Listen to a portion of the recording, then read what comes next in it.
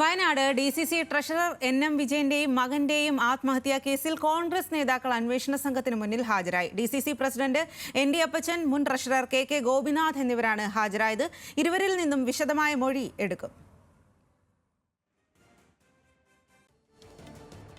വയനാട്ടിൽ നിന്നും രതീഷ് വാസുദേവനാണ് വിവരങ്ങളുമായി ചേരുന്നത്. രതീഷ്, ഈ ഒരു NM വിജയന്റെ ആത്മഹത്യാ കുറിപ്പിൽ ഇവർക്കൊക്കെ എതിരെയാണ് കൃത്യമായി അവരുടെ പേരുകൾ രേഖപ്പെടുത്തിയായിരുന്നു ആ ഒരു ആത്മഹത്യാ കുറിപ്പുണ്ടായിരുന്നത്. അതിനു പിന്നാലെയാണ് കേസെടുക്കുന്നതും ഇവർ മുൻകൂർ ജാമ്യം നേടുന്നതും. കൃത്യമായി അന്വേഷണത്തിനൊപ്പം സഹകരിക്കും എന്നാണ് അവർ പറഞ്ഞത്.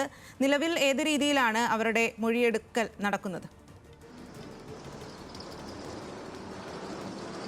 സ്വാതി, തീർച്ചയായും നമുക്കറിയാം, ജില്ലാ സെഷൻസ് കോടതിയുടെ കണ്ടീഷണൽ ബെയിലിന്റെ ഭാഗമായി കൂടി തന്നെയാണ് ഇന്ന് 20, 21, 22 തീയതികളിൽ ഈ KK ഗോപിനാഥും അതുപോലെ തന്നെ ND അപ്പച്ചനും ഈ ചോദ്യം ചെയ്യലിന് അന്വേഷണ സംഘത്തിന് മുന്നിൽ ഹാജരാവണമെന്ന നിർദ്ദേശമുള്ളത്.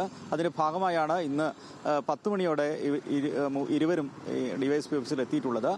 ഡിവൈഎസ്പി പ്രത്യേക അന്വേഷണ സംഘം ഡിവൈഎസ്പി അബ്ദുൽ ഷെരീഫ് ആണെങ്കിലും ക്രൈംബ്രാഞ്ചിന്റെ 3 അംഗങ്ങൾ കൂടി ഈ പ്രത്യേക അന്വേഷണ വിഭാഗത്തിലുണ്ട്.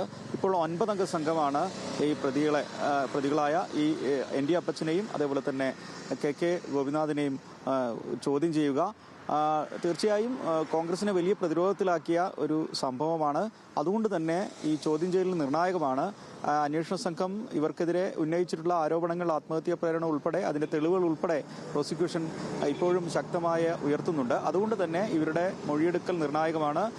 2 തരത്തിലുള്ള അന്വേഷണ കമ്മീഷനുകൾ, 2 തരത്തിലുള്ള അന്വേഷണ ഏജൻസികൾ കൂടി ഈ മൊഴിയെടുപ്പിൽ ചോദ്യം ചെയ്യലുണ്ട് എന്നുള്ളത് വളരെ പ്രസക്തമാണ്. അതിന് സമാന്തരമായി വിജിലൻസ് അന്വേഷണം നടക്കുന്നുണ്ട്. എന്തായാലും വൈകിട്ട് 5 മണി വരെയാണ് ഈ ചോദ്യം ചെയ്യൽ മൊഴിയെടുപ്പ് തുടരുക. തുടർച്ചയായി 3 ദിവസങ്ങൾ ഇവരോട് ഹാജരാവാനാണ് നിലവിൽ പറഞ്ഞിട്ടുള്ളത്. അതിനുശേഷമായിരിക്കും 25, 26, 27 തീയതികളിൽ IC ബാലകൃഷ്ണൻ MLA മൊഴിയെടുക്കാൻ വിളിപ്പിക്കുക അല്ലെങ്കിൽ ചോദ്യം ചെയ്യാൻ വിളിപ്പിക്കുക. അദ്ദേഹം ഹാജരാവാമെന്ന് അറിയിച്ചിട്ടുണ്ട്.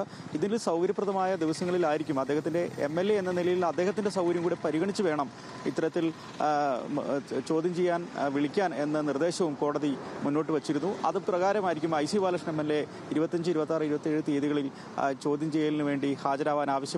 ശരി രതീഷ്, നേതാക്കൾ ചോദ്യം ചെയ്യലിനായി ഹാജരായിരിക്കുകയാണ്. ആ വിവരങ്ങളാണ് രതീഷ് നൽകിയത്.